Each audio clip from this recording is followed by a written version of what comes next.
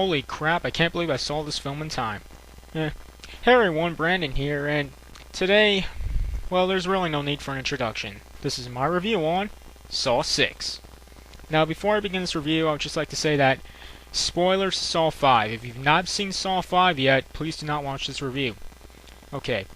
Detective Peter Strom is dead, and is framed for being Jigsaw's new apprentice, which is actually Detective Hoffman. And now Hoffman can carry on John's work undetected. Well, unfortunately, that would not be the case, because police now have new leads suspecting that Detective Strom isn't exactly Jigsaw's apprentice. So now Hoffman must cover up his trail in order not to get caught. And while this is happening, a corrupt health insurance boss named William is put into Jigsaw's new game. Will he survive, or learn that the dead truly live among the living?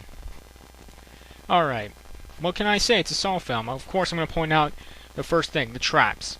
The traps in this film, I think, are much better than the ones in Part 5. I think they're more original to those of the other films, the earlier films. Unlike with Saw 5, I think the only traps that match them were the headbox trap and the pendulum trap. But getting back to this film, I'm pointing this out as a Saw film. It's really gory. There's some really disgusting stuff. If you're not into that kind of stuff, please do not watch this movie. I was with my mom at the time. She had her head buried into my shoulder the entire film. And the acting in this one's actually much better this time. In Part 5 it wasn't that good, but here it's actually fairly better. And it's time to get actually to the cons of this film. I mean, as the Saw films progress, they seem to make their storyline overbearingly complicated. I mean, it isn't necessary. I really wish they would just go back to the simple storyline of the fewer films, because we would not have this complicated storyline until like the 4th film. And also, it's obvious that as these films progress, they're progressively getting worse and worse. But I wouldn't exactly call Saw 6 the worst of the sequels, not at all. In fact, I think it's one of the better ones.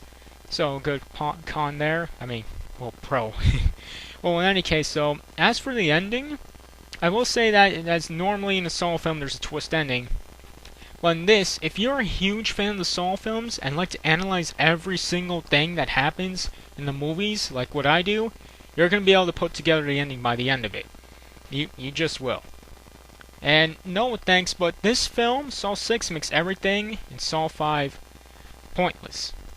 Not pointless, but kind of like the entire ending of Saw 5 pointless.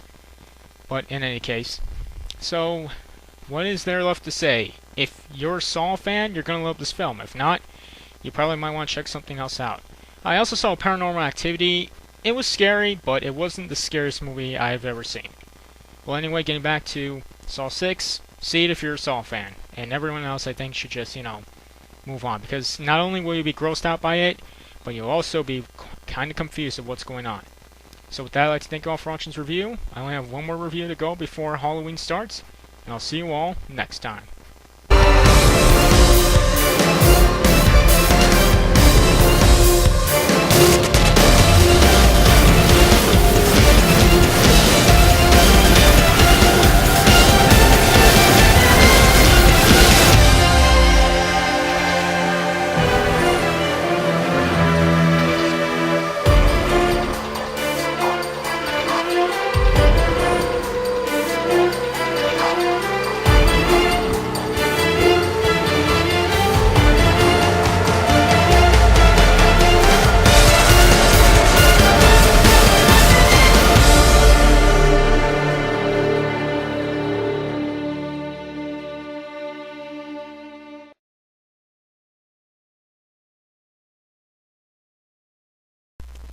God, I love that theme song.